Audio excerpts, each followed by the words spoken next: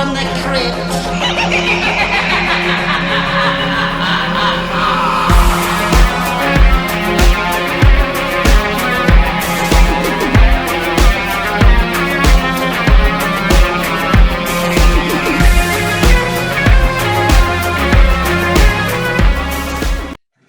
Hello, boys and ghouls. Welcome to episode 46 of Dads from the Crypt, a Tales from the Crypt podcast. My name is Jason. I'm joined by Jody.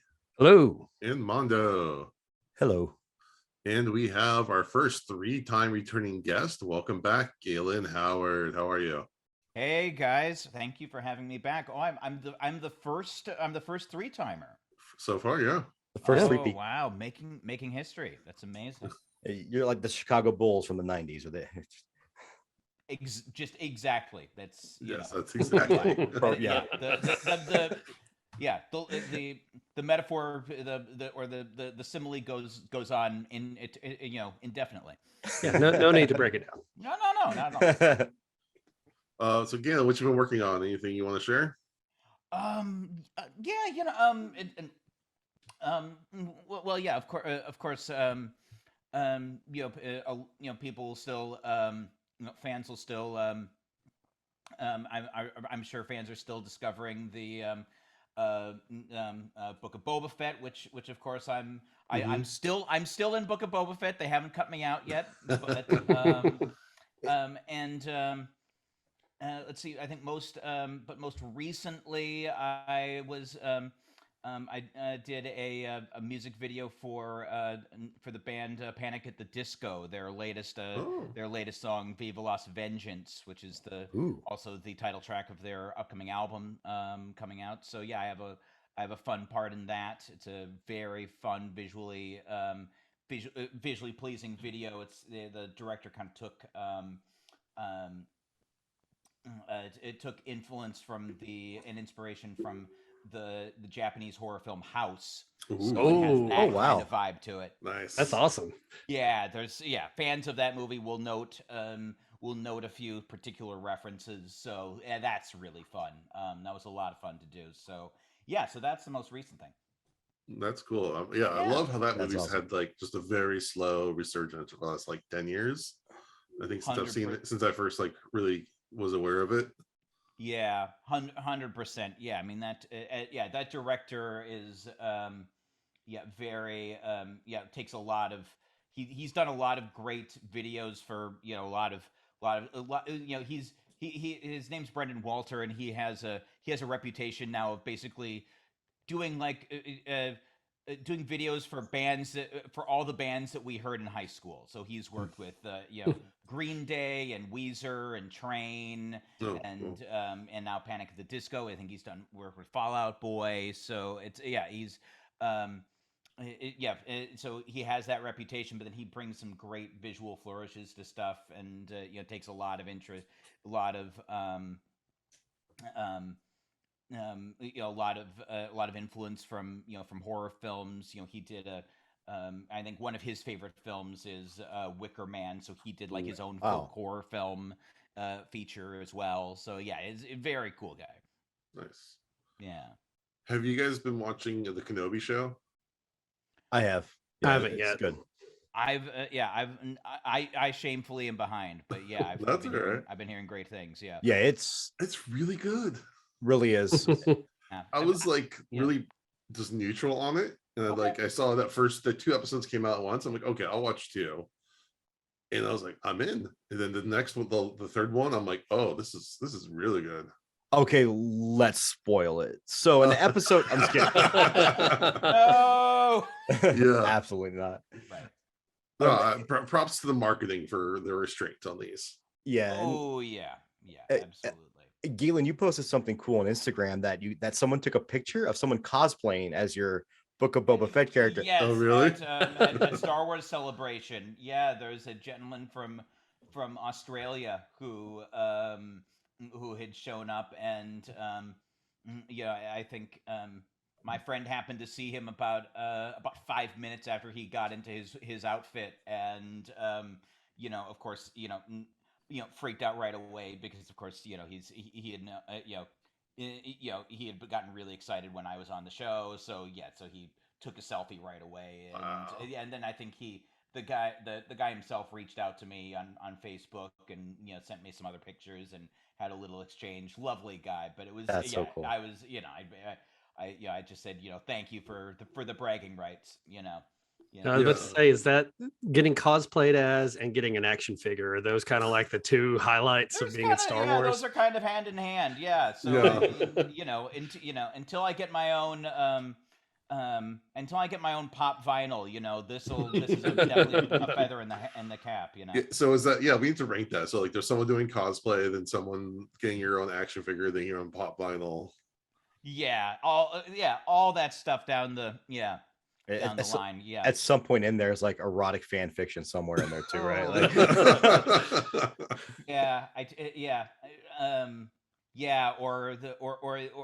or being in the the Star Wars porn parody. There you go.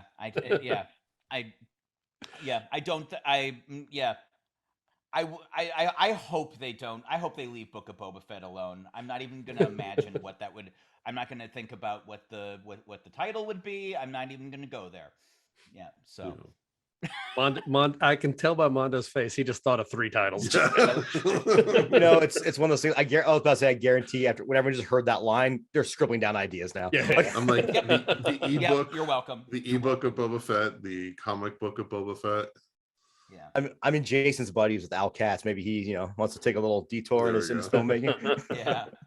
But that's another thing. Yeah. If they ever do any comic book adaptations, Mhm. if any of the cool. characters get explored in the comic book version, that would be amazing. That's so cool. Yeah, absolutely. All right. Well, welcome back. Yeah.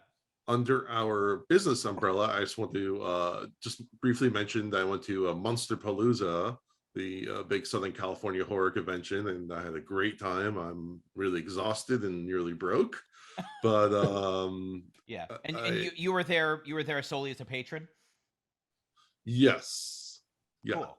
Very cool. Yeah, I was only going to go on Sunday, but our friend Dr. Natalie, who was on our Demon Night episode, had an extra ticket at the last second to go to the Tim Curry photo shoot. He had to get like appointments basically. Oh wow.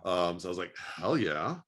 So that was just a huge honor to be able to go to that, and thank you to everyone that's liked it, because it's by far our most liked Instagram post. I think it's like up to 300 likes earlier today.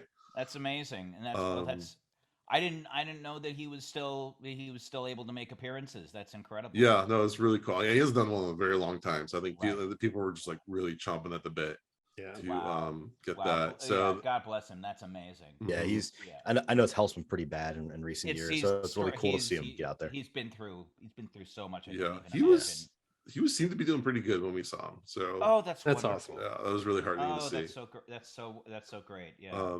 Yes, I wasn't there for long on Saturday. I went Sunday, was the day I bought my actual ticket for, and they had a Demon Night panel with Todd Masters, Billy Zane, and Ernest Dickerson, and Charles Fleischer.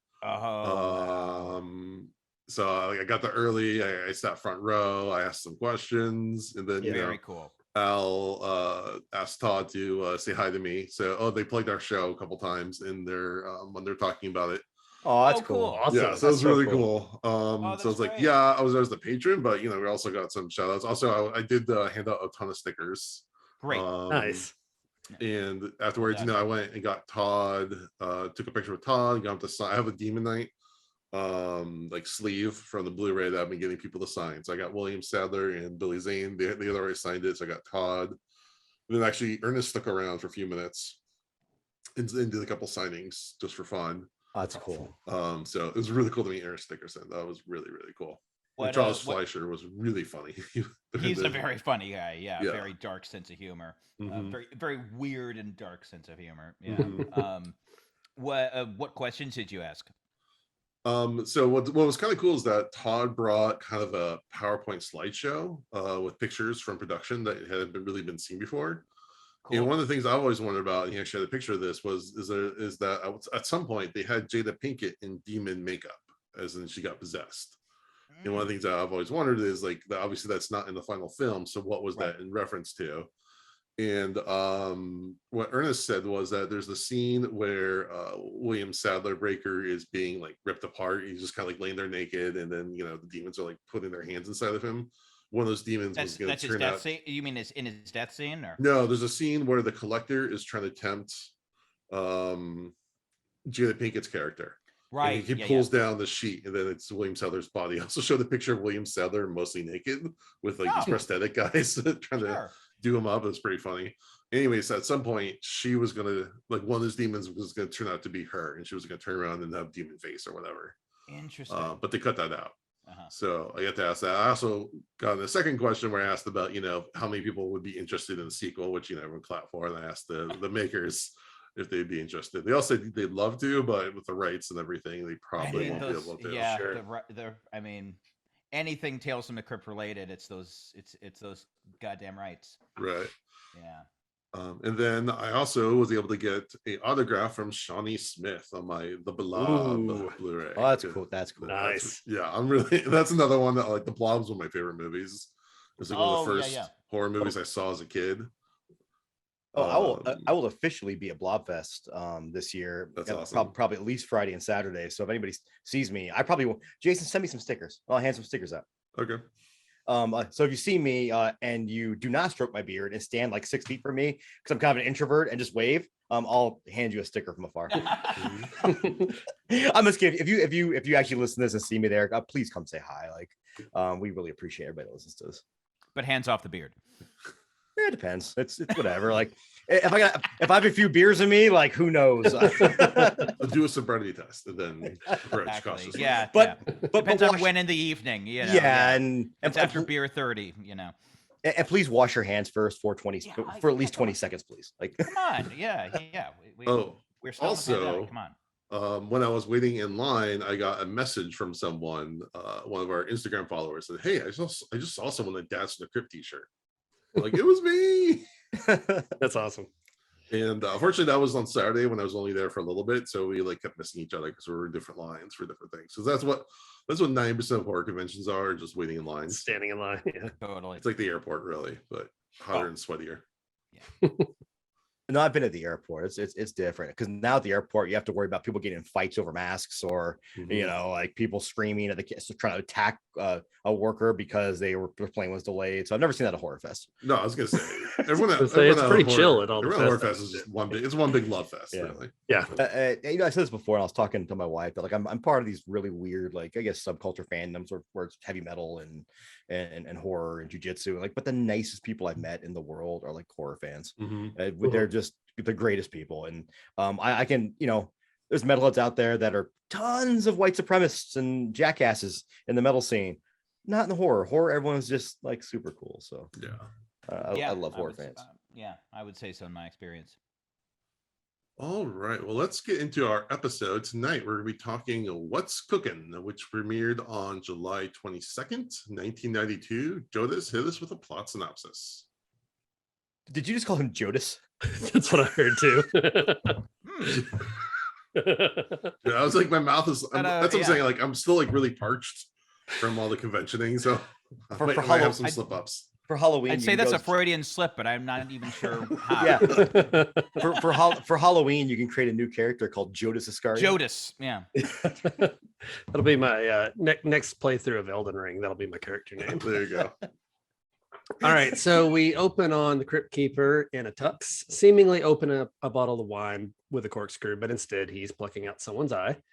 And I tried really hard to figure out whose eye that was to see if it was somebody like by name, but I couldn't find that. So, but anyway, when we get into our story, we meet Fred, who is a chef cooking squid and reading from the recipe book, squid, and more squid.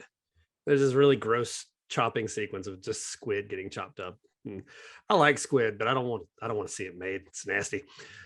His wife, Irma, comes in and raises a cleaver to pretend to chop off his head because they run a restaurant called Fred and Irma's that serves only squid. And Irma thinks it's a stupid plan because it is. Their janitor, Gaston, who I'm going to really struggle not to call Gaston. No, you should. His name is Gaston. I'm thinking that You Gaston. say it's Gaston, yeah. Gaston agrees that they should diversify their menu. He's a drifter and he says he has a recipe for barbecue. And then a cop named Phil walks into the restaurant and just gets a cup of coffee because he can't stomach another squid sandwich. So we get kind of all of our characters out there in this first scene. Because there's only one restaurant in whatever town this is. I was like, yeah, if you're just going for a cup of coffee, why are you going to the squid place? Why- That yeah. place has to stink. Like it has to smell just horrendous all the time. Of squid, yeah. Yeah. Squid coffee. Squid ink coffee. Ooh, squid ink coffee. Ay, ay, ay. Just put a little squirt in there. But- All right. Later, Irma brings Gaston a plate of squid. He's hanging around with other drifters and he hits on her and says that she should leave Fred and go with him. And then he offers to walk her home and she shows him the gun in her purse. So he kind of backs off and she says she'll be fine. And then we get this great gag. The neon sign for the restaurant has a bunch of letters burned out on it. And so Fred and Irma's is missing a bunch of letters. And so it just reads enemas really big. That was great. That's my Little visual. I just feel like Oh, we'll get into the talent here in a minute, but this was written by Al and directed by Gil, and I just feel like they had some fun throwing a few little gags in there. I just They're love having fun. whenever. yeah. Yeah, Spoiler I just alert, love. they're having fun throughout. This is Mhm. great. Yeah. Yeah, whenever I'm in any town, I love when I see signs that just have like half the Oh, yeah. neon burnt out, and they have a funny word. Like it's a little joy in my life. So Fred's in there with that burned out sign. He's cutting up some squid when a man named Chumley walks in. Fred owes him 3 months rent and he's behind. He says he needs a little more time, and Chumley says he will be back tomorrow to evict them.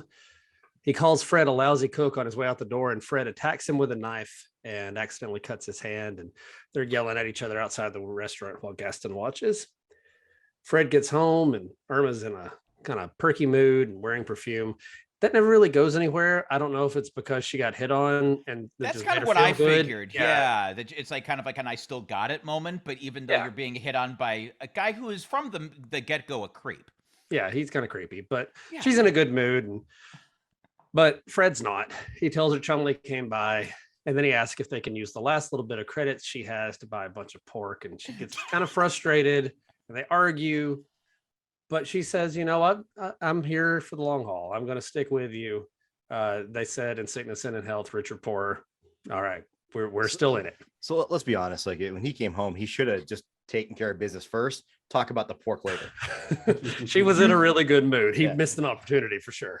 Handle the verb of porking first, and worry about the noun of pork later. He missed the boat. Fred kind of wears his heart on his sleeve. We'll see throughout this episode. Yeah, poor Fred. At the restaurant, Gaston is cleaning the next morning when Fred and Irma arrive, and he just says, "Don't worry about cleaning. We're going to be closed soon. Our landlord's coming to evict us." Phil comes in and wants some breakfast, and Irma looks to see what they have in the fridge, and she finds all these steaks in there. And that's when Gaston pipes up and says, I mentioned the barbecue the other day. I just wanted to give it a shot. I found a good deal. And so I brought these steaks in. It's a specially cured secret old family recipe. And while they're cooking the steak, Phil said they found Chumley's car in an alley nearby with blood all over it, but there was no body and he never made it home. And as the steak is cooking, more and more people, they can smell it as they walk by, and they start coming in and ordering the same thing. And Gaston's kind of like wiping his face with a handkerchief, and Fred notices and pulls him aside. That was Chumley's handkerchief. And Gaston said Chumley gave it to him, and Fred accuses him of lying. But then everyone's saying that the steak is really incredible. More people come in and order the steak. And so Fred apologizes because they're actually doing good business. And Chumley says, Fred said, I've got, get my names right.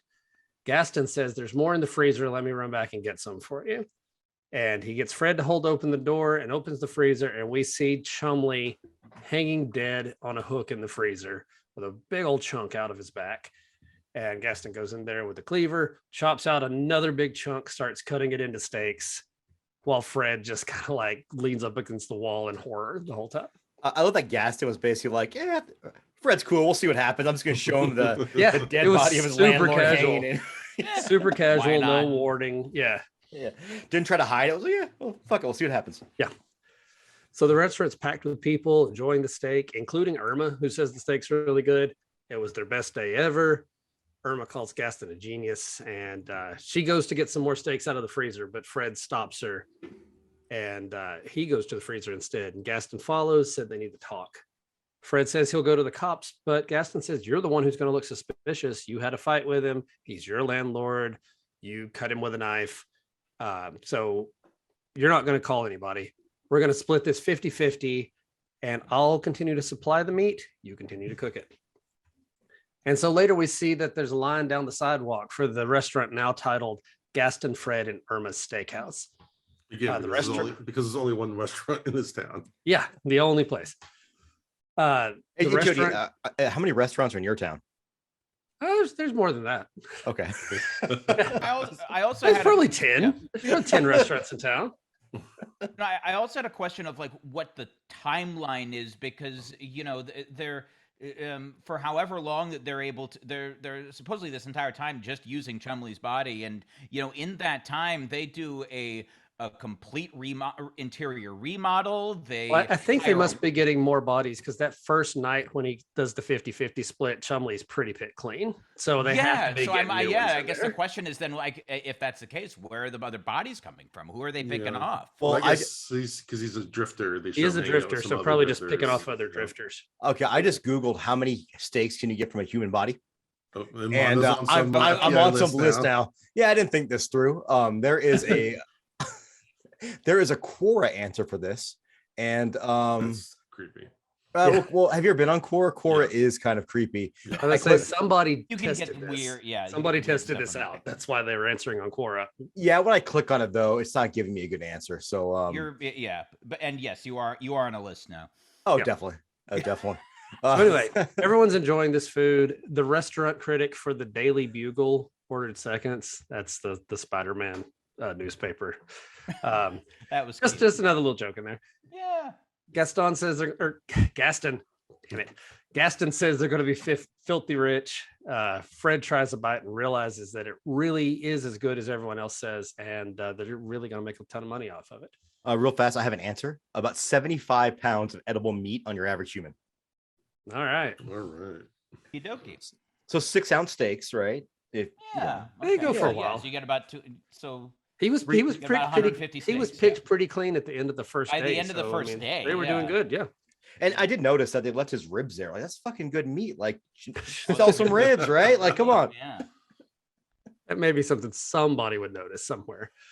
But If the anyway, ribs are, first of all, if you ever had really great ribs, I don't think you're ever questioning where that animal came from. So what animal is this? I don't know. Something with Yeah. ribs. So Phil, the police officer, comes in and orders the usual. It's another steak. And he says they got a lead on Chumley, and Fred kind of freezes up. They Bum, found a bum, metal in the bum. blood sample from a knife that isn't made anymore. And they're going to check with the company who makes the knife to see who they sold it to ID the killer soon. At that night, after counting the money, Irma goes to talk to Fred. They've made like $8,000 that day. She goes to talk to Fred, and Gaston sneaks her gun out of her purse while she's gone.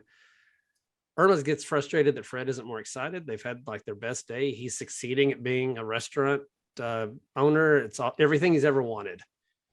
So she leaves, and then Gaston says, well, maybe we need to put Phil on the menu.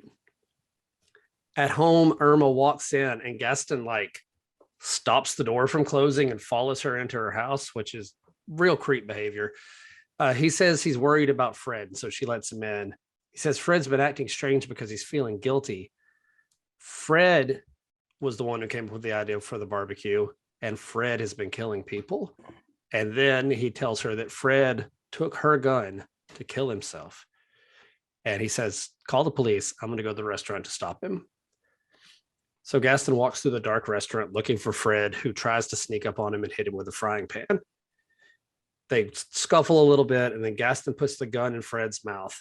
And before he can fire, he hears the door chime jingle. Gaston says he's going to stage this all as a murder-suicide. He's going to kill Irma and then make it look like Fred killed himself. And so Irma walks up, she picks up a cleaver, and Gaston fires the gun at her, but the gun's empty. And when that happens, Fred grabs him and kind of pins him down. And Irma explains that Fred knows that she never has bullets in her gun. So the whole, he's going to kill himself with my gun, that's not going to happen. He knows better. She got suspicious. she called Fred and warned him, and that's why he was prepared for Gaston. At that time, Phil, the police officer, walks in. And Gaston's like, I found the killers. It's these two. They're holding me here. They've got a cleaver in their hand. But Phil doesn't arrest them. He says he's developed a taste. And being a part of this business that they've got running here will help him retire early. And then they take Gaston and press his face down on the hot grill as he screams. And then outside the neon sign that says Gaston, Fred, and Irma's Steakhouse, Gaston's name burns out, leaving just Fred and Irma's Steakhouse behind. Soon to be Phil. Soon to be Phil. Yeah. Awesome. Thank you, Jody. Bill, Fred, and Irma. Yeah.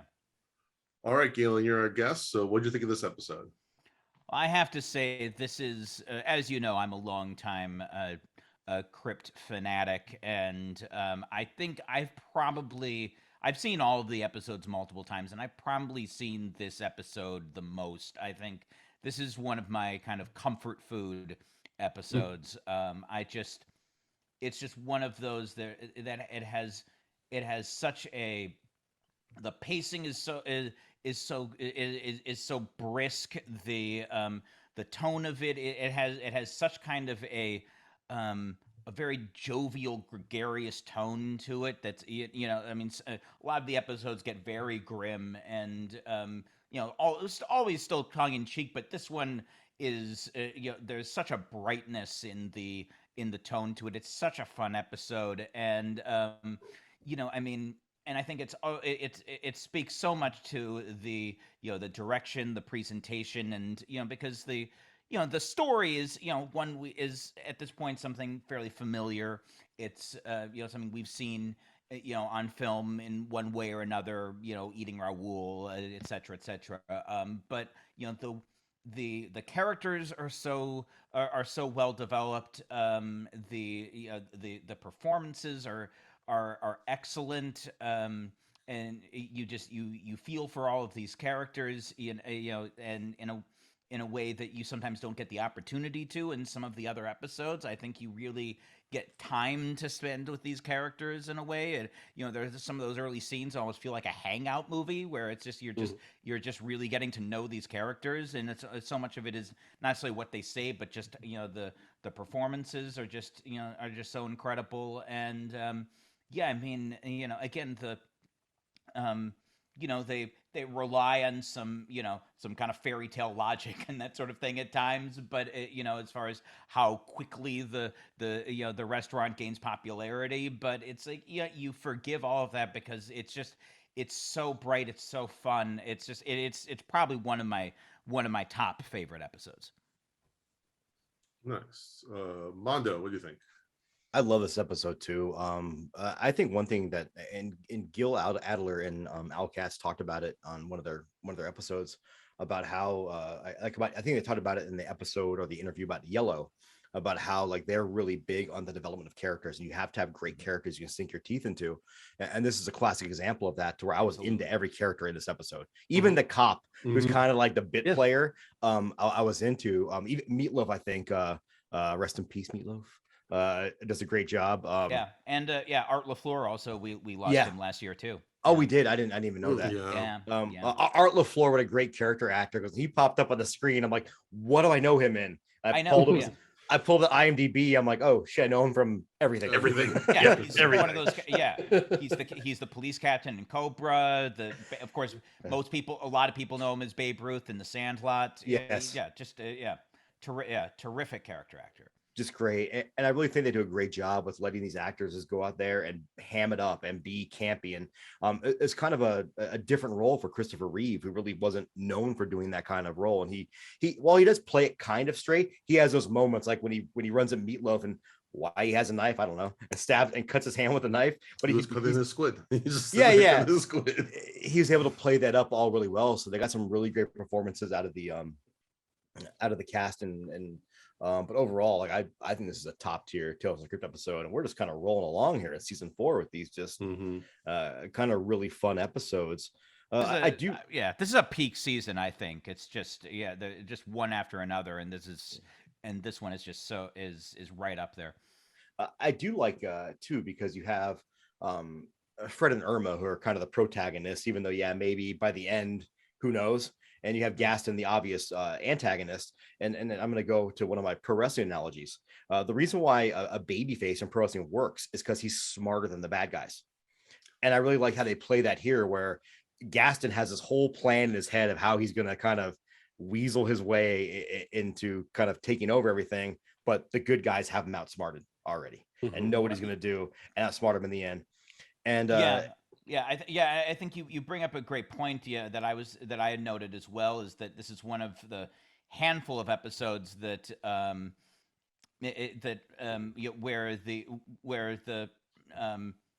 where we're actively rooting for the protagonists, and they actually they meet the protagonists have a positive outcome at the end. Yeah.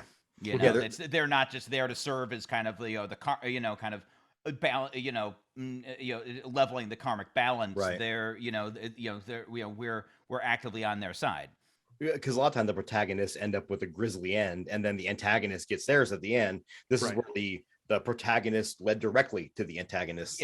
We often have like an anti-hero, someone who is clearly from the beginning corrupt, and this is one of those episodes, one of the few I would say that where the protagonists really do have the best of intentions, but are caught up in a really unfortunate situation.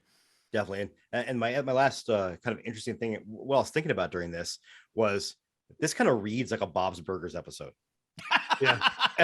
In that, yeah, Bob is Fred, obviously Irma as Linda, Art LaFleur, Phil as Teddy. Yeah. Yeah. And then Judd Nelson or Gaston as Jimmy Jr., not Jimmy, but Jimmy Pesto.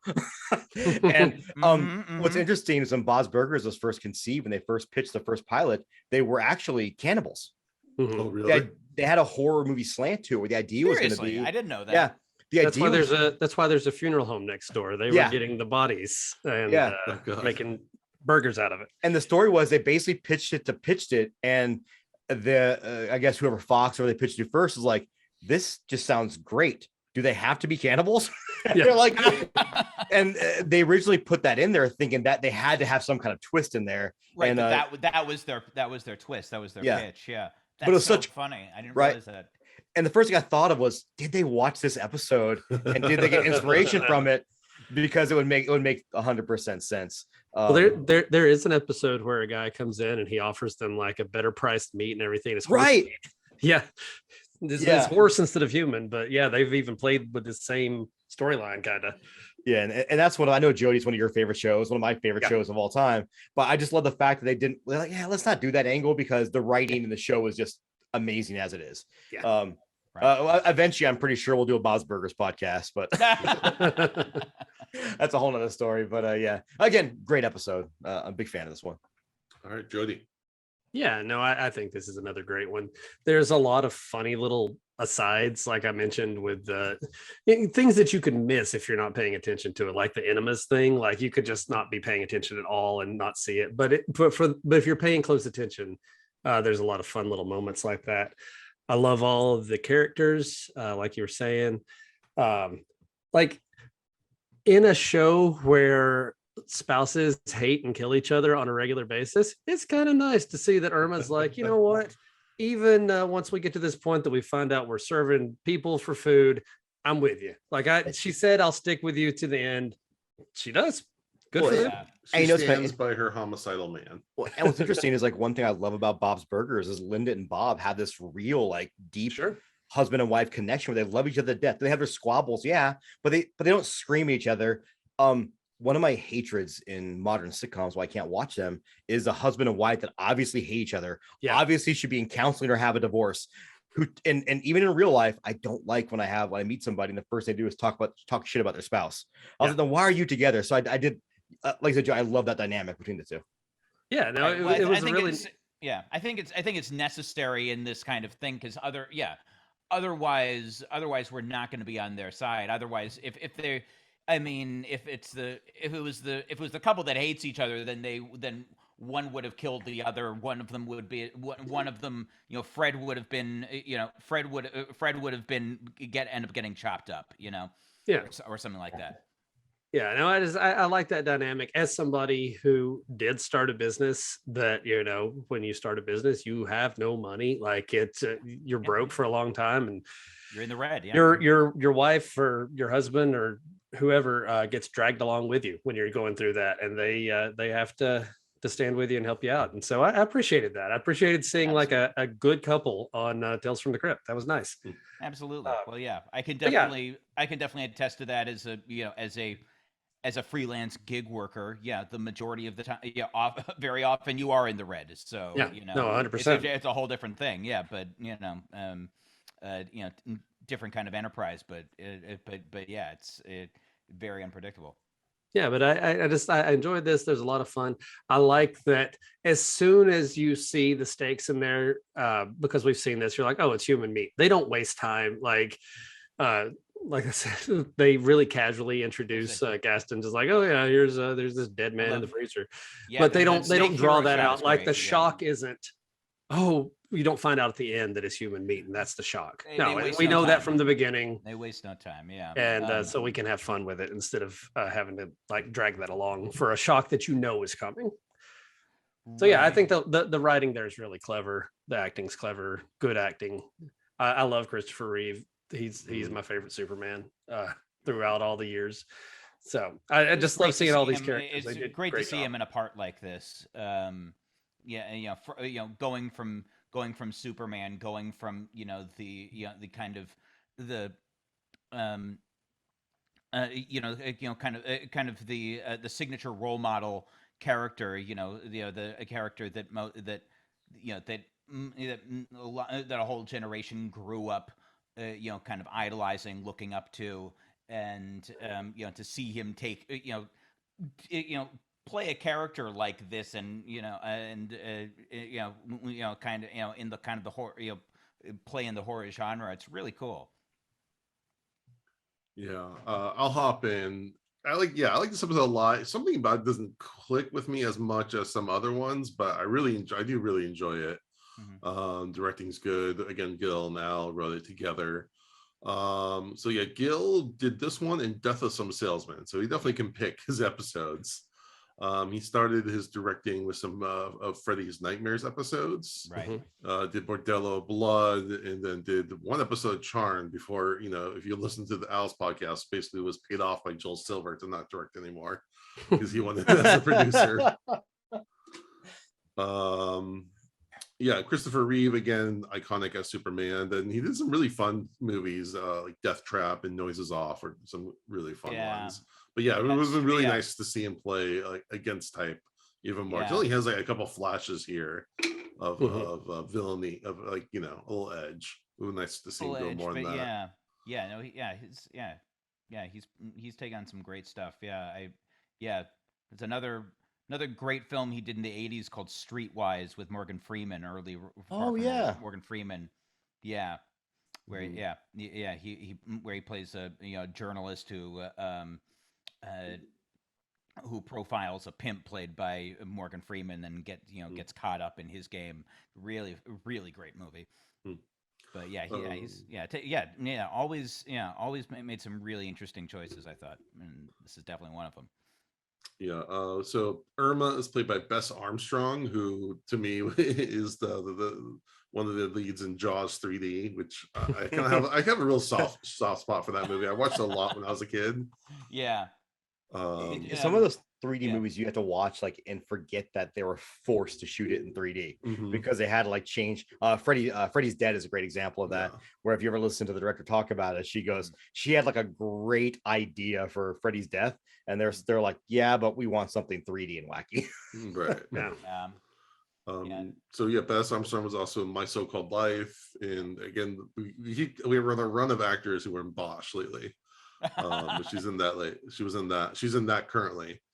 Art LaFleur as Phil is going to be talked about. He's in Cobra. He's also, again in The Blob as the pharmacist, which is just a role I really love. Oh, that pharmacist scene. So good. he was in The Sandlot as Babe Ruth, and then he's also in Field of Dreams. So he's kind of got a thing about being a classic baseball player, which he definitely fits.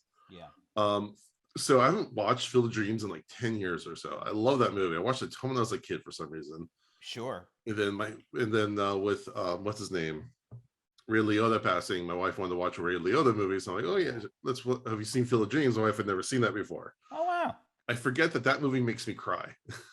Okay, let's not forget too. Jason was also posting in a group message, but he's saying how he was high as fuck and went on a journey. Yes, with that movie. Yes, I was very under the influence while I watched that movie, and then at the end, I started bawling my brains out. But then I got the giggles. And I laughed, so I was laughing and crying at the same time. I couldn't stop either one of them, and I was doing it so hard. I think I pulled a muscle in my chest. He was pretty much like posting ideas and questions and then responding to himself. Yes, which was like, I was like, is this a horror movie? There's ghosts. So yeah, that was an experience. A Field of Dreams horror movie I would want to see. If Like Field of Nightmares, Field of Dreams too. Field of Nightmares. Yeah. Like, I feel like the first time you saw the ghosts, it would be pretty fucking terrifying. Like it wouldn't be. He was way too chill about just seeing ghosts. Mm-hmm. Right, and like I said, well, they never really play them as supernatural, except for when they're walking through the field. There's this like little vanishing effect. Yeah, but like as a kid, like it never really registered to me that they were quote ghosts, more like a corporal spirit kind of thing. Like I don't know. As a kid, it's just like okay, they're just baseball players. yeah. If some voice starts telling me to build a baseball field and spirits show up, it's gonna be that's a weird day. But that's such a fucking good movie. It is. It really is. Do you guys ever remember that? You guys remember the animated series, The Critic? Yeah. Yes, I love that. I love that show. Oh, so good. They had one bit where it was Field of Dreams 2, and it was just it was basically showing all the baseball players as as their real selves, so that Babe Ruth is like looking for a hooker, and then I forget who it is, but like another one just like cold cocks him, So well, also was it Wayne's World 2? It's basically Field of Dreams. Yeah. Oh right, yeah. With Jim Morrison as Naked Indian. Oh right. Oh yeah, right. They did the whole Doors thing. Yeah, that was great. So Chumley again was played by Meatloaf, which it was funny on a couple different levels. How many got named Meatloaf? Well, yeah, it's Meatloaf, and then they call him Chumley. Mm-hmm. Chum. Yeah. Again, who has a scene in Wayne's World, Rocky Horror, Spice World, which I think is actually kind of a really underrated movie. I love that movie. Yeah, and of course, and of course, Fight Club. Fight Club is just iconic. Yeah. And Tenacious D. Iconic character. Yeah. He's a fun bit in that. Yeah, I know he only has that one scene. I really loved his performance. He it's interesting. I know he's from Dallas, Texas originally, but I could not figure out what accent he was giving his character. He kind of had a little Cajun going on there. It was like kind of Cajun New Orleans. Like I don't know. Yeah, kind of. I could not place it. I would love to know if Gil knows what if he made a choice or what that was. Well, it would make sense. It could be New Orleans or somewhere near bodies of water if they're getting squid all the time. That's true. Yeah, that's true.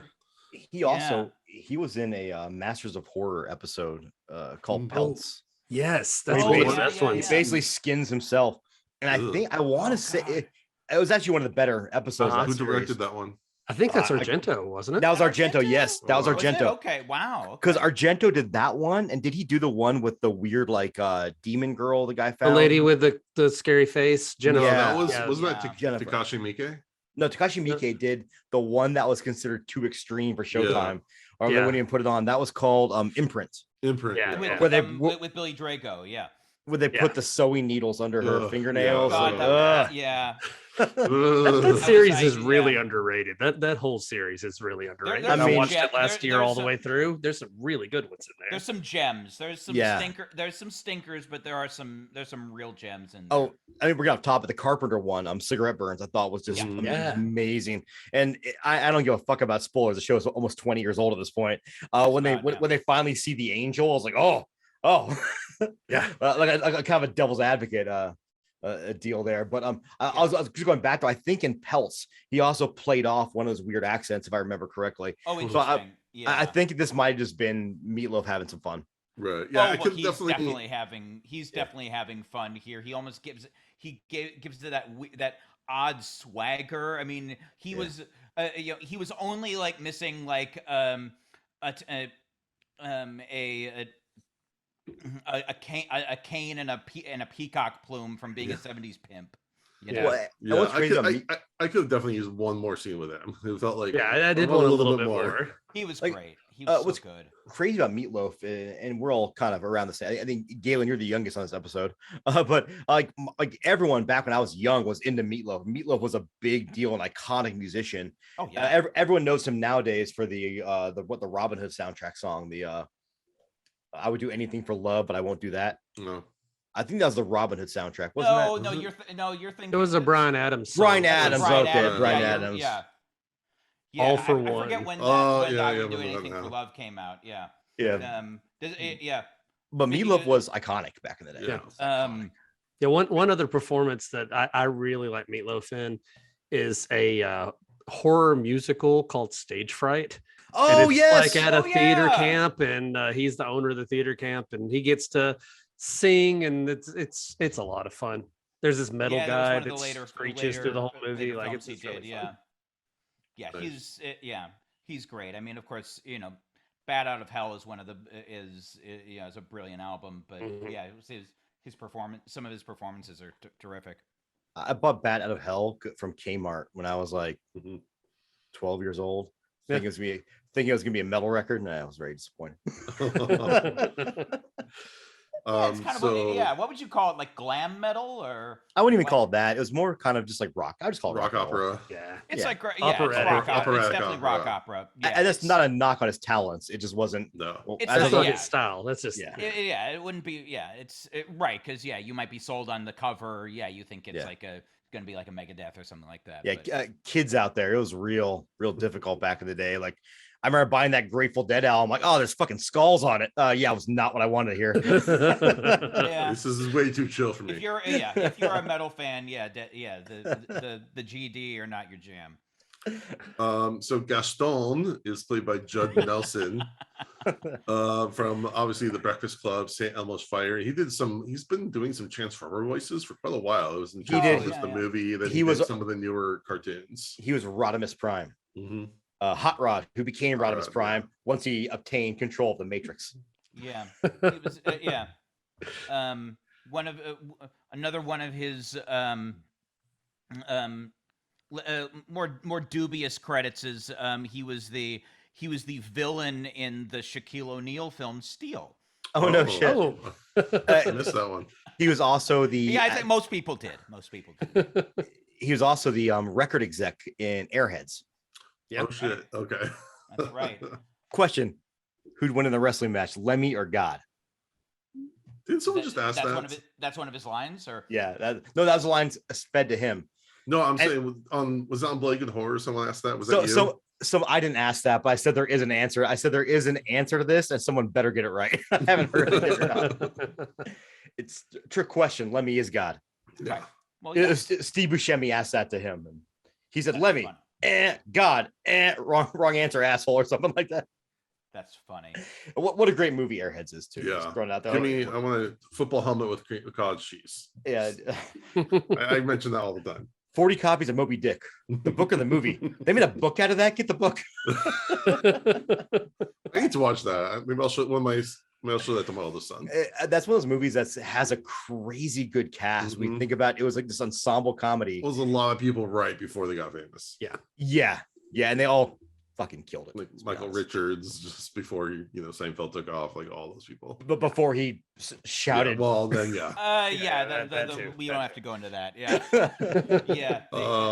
I just remember there was the one bit with Adam Sandler where he's like wanting to like drum underwater.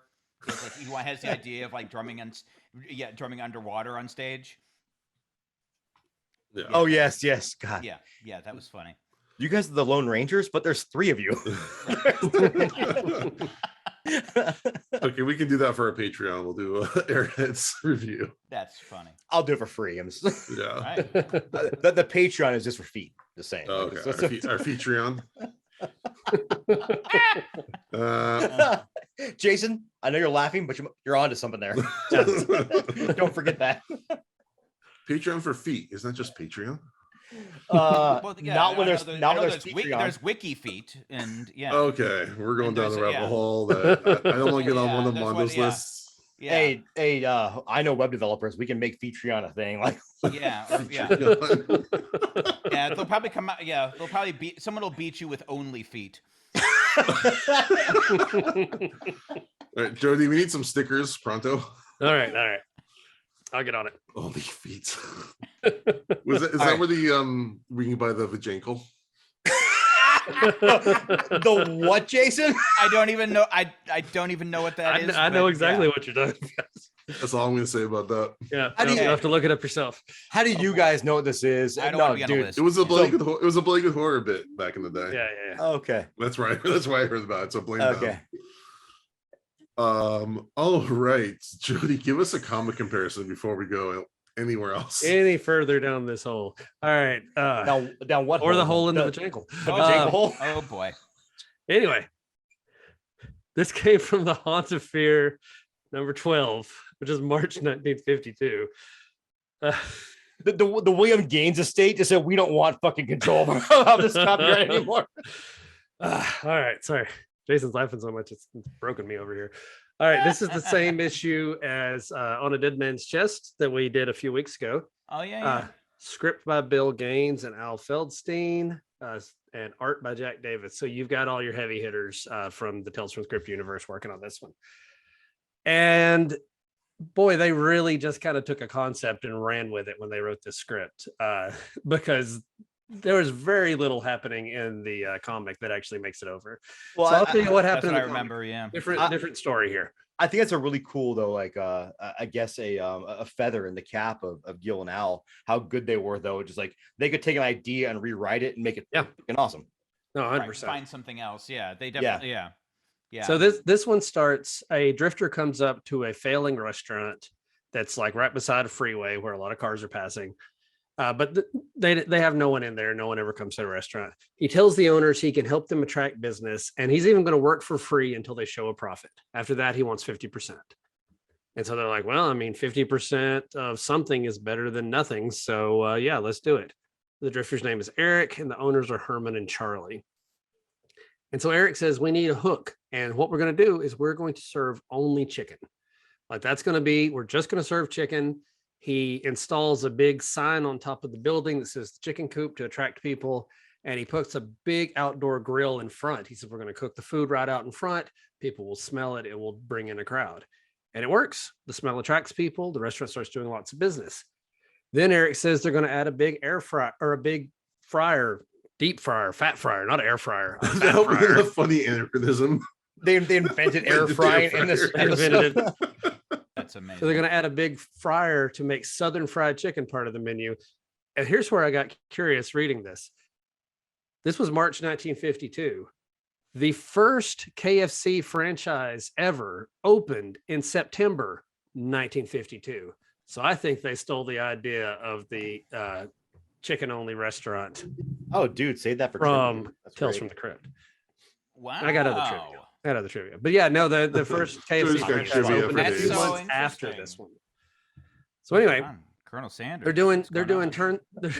they're doing tons of business. Eric says it's time to expand and open a new restaurant, and so they get a big, huge grill this time, a big barbecue, and a fryer big enough to cook 50 chickens at once.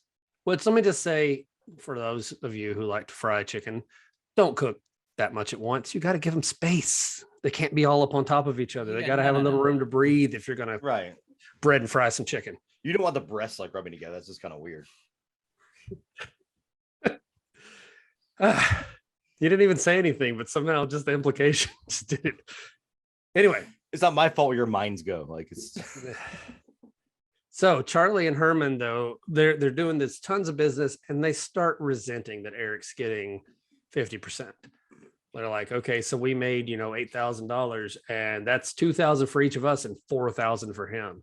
So why don't we murder him? And then we won't have to pay him anymore. Yeah, no, it's really that quick. Straight to murder. Yeah. And to be fair, all of our he- minds have gone there at some point. We just don't act on it. Like everyone's always had a thing like, you know what? I don't want to go to Jim's house on Saturday. I should just kill him. Right? Everyone's thought that, right? Just me. Okay, never mind. Okay. Also, $8,000 in 1950. Whew. Yeah, no, they were doing big business, but they were not okay with Eric taking his cut that he was owed, that they agreed to. So they attack him in bed, gag him, tie him up, and set his house on fire. So they just go hardcore from the beginning. Like, Oh boy.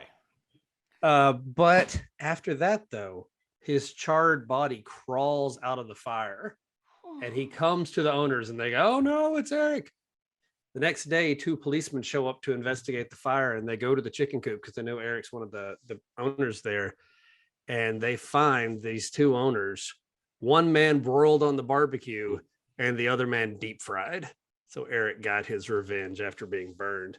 That's why you had a giant fryer. If you're not going to put a person in it, what are you even doing? So yeah, no, Wow, this has that's really almost cool. nothing to very do. different direction. Yeah. Almost nothing to do with the episode, other than like drifter who can make a restaurant do well. But like in the episode, the drifter's murdering people, he's killing. I kept waiting for that twist. I was like, did the Tales from the Crypt people who wrote this not know that people don't taste like chicken? But no, he really was serving chicken. That was the whole, like, he was actually just really good at making the restaurant work. He was completely innocent, and the other guys were the bad guys. So Interesting. So they took So Yeah, sometimes they take like a very. I mean, it was a minimal like, what if a restaurant? Okay, cool, let's do it. I think they. Yeah. That would have been. I think they made the. I think they went in the right direction. Yeah. I think it was. I think a more literal adaptation wouldn't have been as compelling. No, I wouldn't want to see Fred and Irma kill Gaston, who really was just good at running a restaurant. Like, I want Fred and Irma to remain, or whoever it was, innocent. whoever the characters were, that's just not as interesting. I think you've kind of, seen that kind of that kind of poetic justice before in other episodes. So I think it was great that they took it in this direction. Yeah. Yeah, plot wise, that does sound better, but the ending does sound kind of cool. We'll kind of like to see. Oh yeah. No, the giant deep fryer. Like, I can guarantee if we were watching an episode and they wheeled out a deep fryer big enough to put 50 chickens in, we're like, oh, someone's gonna get cooked. Like, you're just waiting for it. Right? Yeah, it's Chekhov's deep fryer. $8,000 in 1950 money would be $96,000. Why are they even fighting? Why are they even murdering him? They're all doing great. They're doing great. Well, Yeah, they're I doing mean, fantastic. Yeah, like if I was watching the new season of Stranger Things, and there's like a sum of $40,000 that people are like trying to get a hold of. I'm like, how much is that really worth in the 80s? I think it was like 110,000. I'm like, still, that's a good chunk of money, but That's a still, chunk of for money. the lengths that some people are going through in that season, I'm like, Oh, are we about to spoil Stranger No. Things? 'Cause No, No, I that haven't was watched the it yet. spoiler. I'm cutting off. no, no. that wasn't a spoiler. Since you brought it up, though, what I will say, and this is not a spoiler, who are the Duffers? Are those the who? Duffer Brothers. Yes. Yeah, all I want for them to do is do the next Nightmare on Elm Street Yes. movie. Like, this whole season is a love letter to fucking Nightmare on Elm Street. Oh And wow. Okay. I mean that in the most positive of Mhm. ways possible. Mhm. Right. Like, just a fucking great season. And And they've always said the quote Nancy character, and I always thought that was an interesting homage. And I- they kind of lean into that. I can't hear that without hearing Freddie's voice going Nancy. Like, Mhm. I cannot hear that name without that voice in my head. I'm your boyfriend now. Ugh. Yeah, they're like one like half step away from that. Yeah. Very All good, though. right, let's go to our ranking. Galen, you're our guest. What do you rank this episode? 1 to 5. 1 to 5, you can do half points. 5 being the best. I'd say 4.5. Absolutely. All right, Jody. Yeah, I'm gonna stick with Galen here. I think this is a 4.5. Mondo. Man, I'm gonna go higher than everybody again. I'm gonna go 5 on this episode. Like, I think this is top on tier you. episode, Good but on you. I would never argue a 4.5 or a 4. This is just a great episode, and everyone should watch it because it's it's funny because in wrestling, people get so fucking offended when someone rates a match 4.5 or 4 3/4 instead of 5. but dude, like any of those are great numbers. Great episode. Watch this one. This is a good one to watch. Yeah, I'm gonna go with 4.5. Oh, I was 1 point off. I thought 3.5. Yeah, no, I think our discussion is turning around a little bit. And yeah, I really, really like it. And I love the cast. And the writing's great. And there's a lot of nuanced stuff going on. I will also qualify it. I rarely rate anything 5. I think so I even on my favorite films of all time, I'll give it like a an 8 or 9 out of 10. So it's like this is about as high as it gets for me. So I love this episode. Do you have a 5 an episode you'd rank a 5 in Tales from the Crypt? Oh man, probably. I know it's early, but I love Man Who Is Death. I mean, that's way up there. Yeah. That was like one of the perfect episodes to start the series off with. So good. I mean, I love everything about it. I think one of the best performances of the series. I think Bill Sadler gives the breaking the fourth wall, just everything about it. It's Walter Hill directing it's so well shot. The music from Ry Cooder. I mean, everything about it just kills. And if anyone listening to this hasn't heard it yet, we did a live Q&A with Will Sadler, and he talks a lot about how he got casted on that movie. Just some great stories, and thank you to Will if you're out there. Yeah. One thing I was also listening to back to this episode. I was I was listening to what is it, the How Not to Make a Movie podcast, talking with with it's so good. It's bravo, that's so good. Listening to Alan and Gil talk, I think they spoke briefly about this episode, and they talked about how they would often write with music in mind, and they kind of wrote this episode with Louis Armstrong in mind. And oh wow. Yeah, and so you can hear like with that Dixieland jazz theme that Nicholas Pike did is so good. I mean, I think it's one of I love the episodes on the series when they have like a really key theme, and like Nicholas Pike just killed it with the music on that. He's done like probably about like 15-20 episodes at least of the series, and this is like one of my favorites. And to kind of not to kind of stray away, but like good music can, especially in horror, I think can really enhance an episode, enhance a movie. I mean, like I've always said, and shout out to Films at First Sight, because they just did The Beyond this week, which is one of my nearest and dearest horror films to my heart. Like I love that movie on a different level. But I think though, without the soundtrack they have for that film, it wouldn't be as great as impactful. So that's a good point. How that really, it's kind of cool how they wrote it to this. They wrote the words to the music, which is really neat. I mean, it has a musicality in the editing and just the way it's shot. That opening scene. I mean, I think they because they were always up against it with the budget, working on very fairly small budgets, and so they do a lot with so little of just that opening sequence, of the POV of the chopping of the squid. You get the tone of it, everything. It's such a great I mean, the direction of it is so great. The visuals are great. Okay, so we weren't able to get our Al's anecdote in for Beauty Rest, so we're going to put that in here. But if you want to hear more about this episode and actually some great tales about other Tales of the Crypt episodes, you can go to the How Not to Make a Podcast episode 7, where they talk about this. They talk a lot about the Meatloaf casting, which caused some logistical issues. So cool. I haven't listened to that episode yet. Go listen to that one. All right, so Mondo can drop that in here. Okay, so let's go on to our song of the day. All righty. I'm going to I don't know if you know this, Jason, but I'm a big fan of heavy metal music and really those genres. I don't know if you guys know this. We've been doing this for almost a year, and there's something I'm always learning about the Mondo character. It's super unique that yeah, I don't. But I'm gonna go with a band from Davenport, Iowa, in the Quad Cities, and I discovered this band because a near and dear friend of mine who I've known for over 20 years, my friend Nate, who loved to death, one of my best friends in this world. He played with the bassist of this band in another band called Helm Splitter, which is a geeky name. It's basically a weapon of the Elder Scroll series. It's called the Helm Splitter. They did this kind of cool like death black metal band. Just fantastic. My buddy Nate's a drummer, wonderful drummer. But the bassist did a band called Pit Lord. It is barbecue themed death metal, where all they do exactly, and it'd be really easy to kind of make a comedy / joke band and just make shitty music, but they actually make really fun music and really good music, and have a lot of cool like little sound bites and everything. So the newest album is called Seasonings in the Abyss.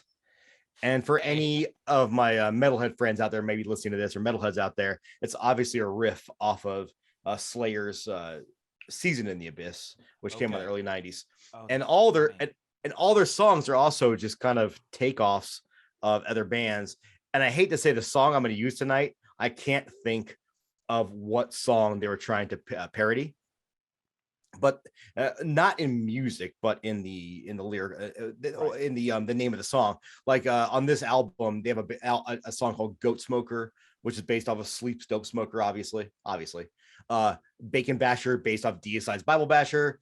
De-Veganize, based off Vital Remains. De-Christianize. And track number 5 is the song Grill Marks, off of Seasonings in the Abyss by Pit Lord. And I'm just going to read the first verse of this. It says, do you want me to growl it? I can growl it like death metal style. I'll do both. I'm not going to do that. Okay.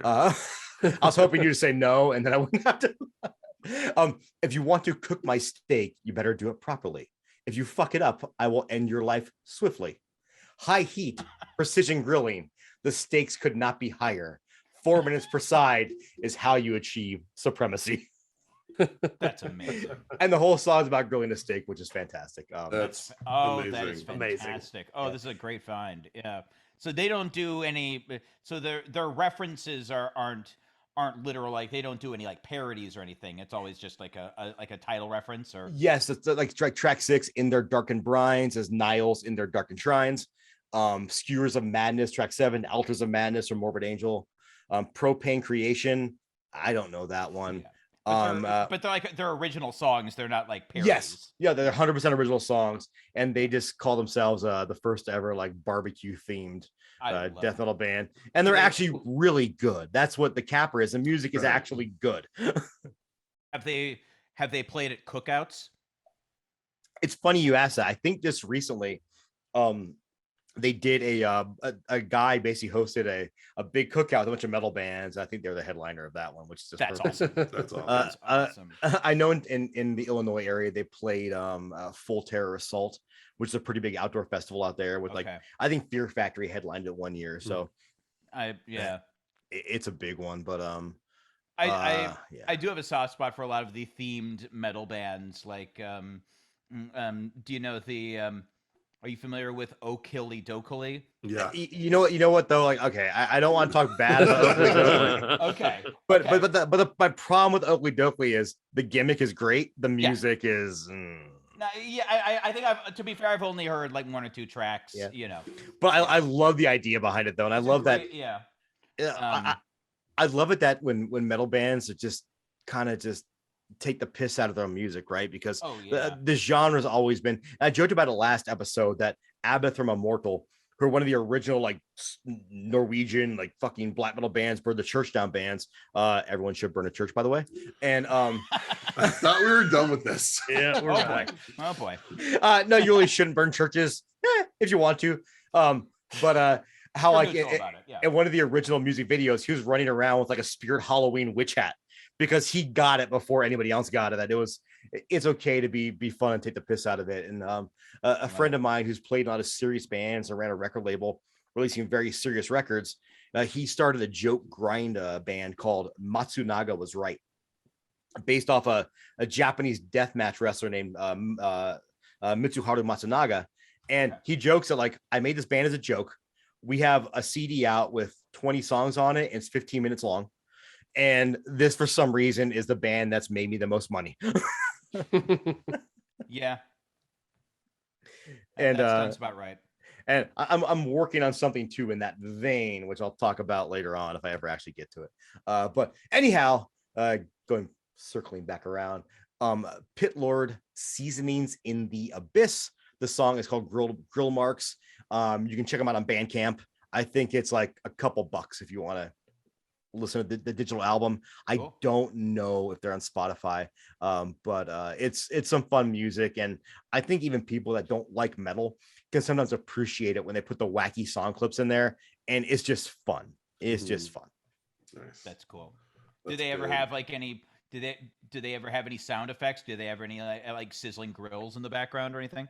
Oh, you know what? I haven't caught that, but like in Grill Marks, the beginning of someone talking about a steak, and then they have a scene from Letterkenny. If anybody watches that show, where they talk about making steaks, and they put a little sound clip in there, and yeah, and we'll talk more about grilling steaks when we get to our dad advice here coming up.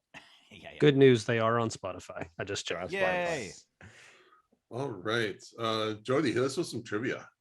Okay, so I just thought this was really interesting. This episode that we talked about tonight is the highest rated episode on IMDb. It's 8.2. And the second highest rated is Yellow, the big one. It's a really good 8.1, only 1/10 of a point difference. And the third one is the only other one that makes it up to an 8. Everything else is under an 8. Is Television Terror, the one where the reporter goes and that's I mean those are all good episodes, like really good. No doubt, all really good. I was surprised to find out that this was the highest rated, and if you look at the reviews, a lot of people are saying this is the best episode as far as they're concerned. So feather in the cap of Alan and Gil, because you can make a very good argument for that. Yeah, it's one of my favorites for sure. Okay, thank you, Jody. Yeah. All right, so for dad advice, we put out a call on our Instagram to see if anyone had any grilling or steak questions or tips they want to give us. Mondo, do you have that pulled up? I do. And first of all, I want to say once again, I'm not mad at our followers, but I am disappointed. In that we only got 2 responses. Come on, guys, ask us dumb questions. We don't care. Like it helps us figure this stuff out. Like any dad, you're not mad. You're just disappointed. Exactly. Thank you. Yeah. Chris Chatchern, he just said, "Be careful of who sells you your meat." Yeah. He's not fair. wrong.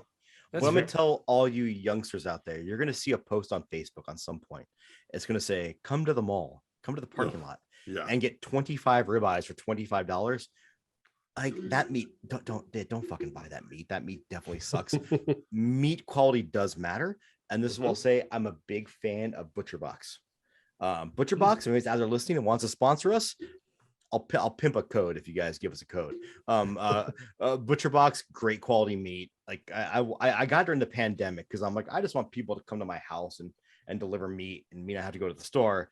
And then I was like, God damn it, it's so tasty. It's stupid how tasty it is. So I'll say, yeah, I think it's a great piece of advice. Be careful who sells you your meat. Does the ButcherBox come frozen? Yes, they put dry ice in it. Okay, and they always. That's the thing with all those boxes, that I might not eat everything at the same time. So that's good to know that you can throw it in your freezer. You drop everything in the freezer. And so one time, I think it's FedEx delivers it, and fuck FedEx. But I can't get sued for that, right? Fuck FedEx. Yeah, fuck FedEx. They can suck a dick. Yeah. There's nothing wrong with sucking a dick, but fuck FedEx. But they've got my box here late a couple times because they apparently couldn't deliver my house because they just suck at life, and it's still been frozen even so. So It's good stuff. I'll tell people, like, if you guys are fans of Butcher Box or want some good quality meat and don't want to go to the store for it, fuck, it's some good meat. Or if you have a local butcher too, like we have some good butchers here that all produce really great meat. And again, there's also nothing wrong with getting a steak, because I'm going to go into the next question.